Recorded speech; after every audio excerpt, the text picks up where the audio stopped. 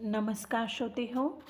एक व विज्ञानिशाची या आपल्या यूट्यूब चॅनलमध्ये आपणा सर्व श्रोत्यांचे अगदी मनापासून स्वागत. श्रोते हो, आजच्या भागात आपण श्री ज्ञानेश्वरीच्या अध्याय 6 आत्मसंयम योग यामधील 82च्या पुढील ओव्या घेऊयात.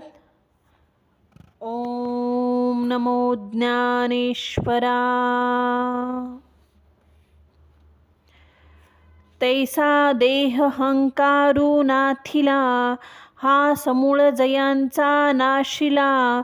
तोची परमात्मा संचला, आधीची आहे आता शीतोष्णाची या वाहनी.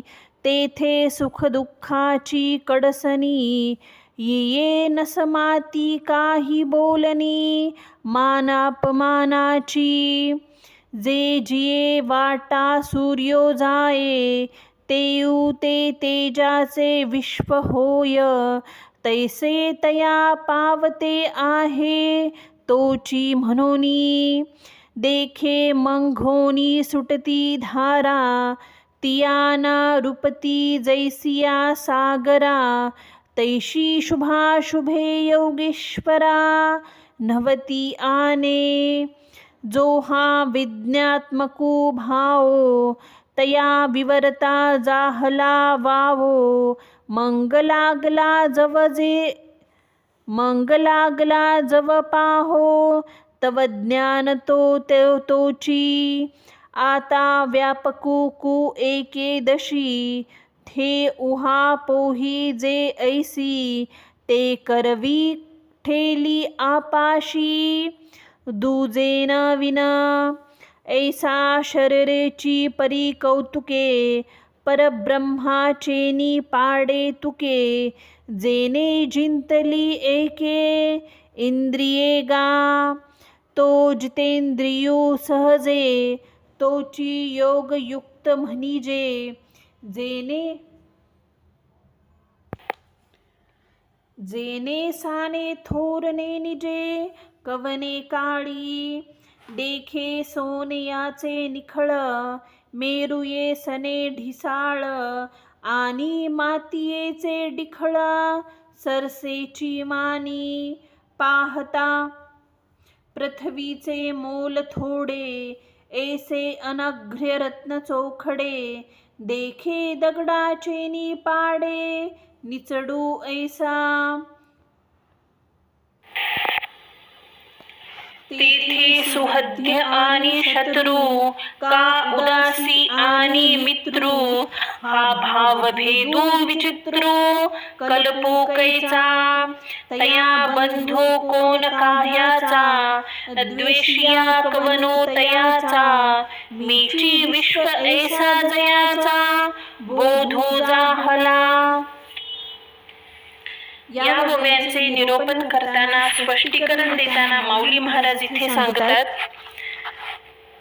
तसेच देहांच्या मिथ्या अभिमानाचे समूळ निरसर झाल्यावर सर्वत्र मुळातच परमात्मा व्यापून राहिलेला आहे. आता शीत उष्ण सुखदुःख मान अपमान हे सर्व संपून जाते. कारण ज्या ज्या वाटेने सूर्य जातो त्या त्या ठिकाणी प्रकाश पाडतो.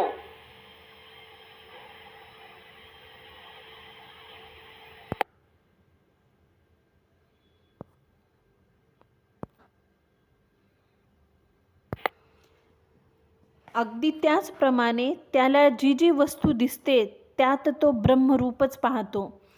ढगातून पडणाऱ्या पावसाच्या धारा जशा समुद्राला बोचत नाहीत, अगदी त्याचप्रमाणे जो ब्रह्मरूप बनला आहे त्याला शुभशुभ कर्मेही भिन्न वाटत नाहीत. आता हे जे दिसणारे सारे विज्ञात्मक विश्व आहे त्याला पाहू गेले असता मिथ्या असल्याने व्यर्थ वाटते. मग तो आत्मज्ञानी जे पाहतो ते आपण स्वतःच आहे असे त्याला दिसते. आता द्वैत न उरल्यामुळे मी व्यापक किंवा मर्यादित आहे अशी चर्चा करण्यात काहीच अर्थ राहिला नाही. असा ज्याने इंद्रिये जिंकले आहेत तो देहधारीच असतो, तरी पण तो परब्रह्माच्या बरोबरीचा ठरतो. तोच जितेंद्रिय मानावा, योगयुक्तही तोच आहे, ज्याचे मन कधी लहान मोठे असा भेद मानत नाहीत. शुद्ध सोन्याचा मेरू पर्वता एवढा ढीग जरी समोर आला अथवा मातीची ढेकळे आली तरी त्यांना तो सारखेच मानतो. पृथ्वी मोलाचे शुद्ध तेजस्वी रत्न जरी त्याच्या हातात आले तरी तो निरश्य त्याला दगडासारखेच मानतो. आता ह्या अद्वैत स्थितीत त्याला शत्रू वा मित्र उरत नाहीत, अथवा उदास व हितचिंतक मित्र ही भेदकल्पनाही उरत नाही. मीच विश्व आहे असे ज्याने जाणले त्याला नातलग कोण व कशाचा, व त्याला वैरी तरी कोण. मग तयाची ये दिठी अधोत्तम असे किरटी, काय परिसाची एक कसवटी, वानिया की जे ते जैशी निर्वाण वरुणूची करी, तैशी जयाची बुद्धी चराचरी, होय साम्याची उजरी निरंतर. जे ते विश्वाळाकारांचे विसरू, जरी आहाती अनाने आकारे, तरी घडले एकची भांगारे. परब्रह्मे ऐसे जानने जे बरवे, ते फावले तया आघवे, म्हणूनी आहाच वाहचे न झकवे. येणे आकार चित्रे घापे पटा माझी दृष्टी, दिसे तंतूची सैघ सृष्टी, परी तो एक वाचोनी गोठी दूजी नाही. ऐसेनी प्रतिती हे गवसे, ऐसा अनुभव जया ते असे, तोची समबुद्धी हे अनारिसे नव्हे जाणे. जयाचे नाव तीर्थरावा, दर्शने प्रशंसिसी ठाओ, जयाचे निसंगे ब्रह्मभाव भ्रांतासही. जयाचे नि बोले धर्मू जिये, दिठी महासिद्धी ती विये, देखे स्वर्ग सुखादी इये, खेळू जयाचा. विपाये जरी आठवला चित्ता, तरी दे आपली योग्यता, हे असो तया ते प्रशंसिता, लाभू अंती. पुढथी अस्तवेन ऐसे, जया पाहले अद्वैत दिवसे, मग आपण पाची आपणू असे अखंडित. ऐसिया दृष्टी जो विवेकू, पार्था तो एकांकी, सहजे अपरिग्रही जो तिही लोकी, तोची म्हणूनी. मग त्याच्या दृष्टीने चांगले वाईट असेल काय. परिसाच्या कसोटीवर घासले असता सोन्यात निरनिराळे प्रकार करता येतील काय. परिसाच्या स्पर्शाने जसे बावनकशी सोनेच होते, तसे त्यांच्या बुद्धीमध्ये चराचराविषयीची समतेचे निरंतर उदय होतो. कारण विश्वातील प्राणिरूप अलंकाराचे समुदाय जरी विविध आकाराचे आहेत, तरी ते एक ब्रह्मरूप सोन्याचेच बनलेले आहेत. असे उत्तम ज्ञान ज्याला प्राप्त झालेले असते, म्हणूनच तो वरवरच्या आकारांनी फसत नाही. वस्त्राकडे नीट पाहिले तर त्यात तंतूचीच रचना दिसते, तरीही त्या वस्त्रात एका सुतावाचून दुसरी गोष्टच नाही.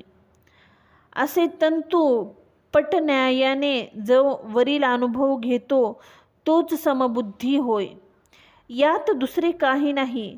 ज्याचे नाव तीर्थराज आहे, ज्याच्या दर्शनाने समाधान होते, ज्याच्या संगतीने ल्याल्यानंही ब्रह्मता मिळते, ज्याच्या बोलण्याने धर्म जगतो, ज्याच्या कृपादृष्टीने सिद्धी प्राप्त होते, त्याला स्वर्गादी सुखे मिळवून देणे हे सहज खेळ आहेत. अशा पुरुषाची मनात सहज जरी आठवण झाली तरी ती आपली योग्यता देतो. फार काय सांगावे, त्याची प्रशंसा केली तर लाभच होतो. कधीही न मावळणारा ज्ञानसूर्य ज्याच्या हृदयात उदय पावला आहे तो सदोदित आपल्या ठिकाणीच ब्रह्मनादात असतो. असा जो अविवेकी आहे तोच अद्वितीय व परिग्रह न करणारा आहे, असे जाण. श्रोते हो, इथे आपल्या ज्ञानेश्वरीच्या 6व्या अध्यायातील 106व्या पूर्ण झालेल्या आहेत. झालेली सेवा मी सद्गुरू ज्ञानेश्वर माऊलींच्या चरणी रुजू करते. व्हिडिओ आवडल्यास प्लीज चॅनलला लाईक, शेअर आणि सबस्क्राईब जरूर करा. व्हिडिओ कसा वाटला हे कमेंट करून जरूर कळवा. धन्यवाद. ओम नमो ज्ञानेश्वराय.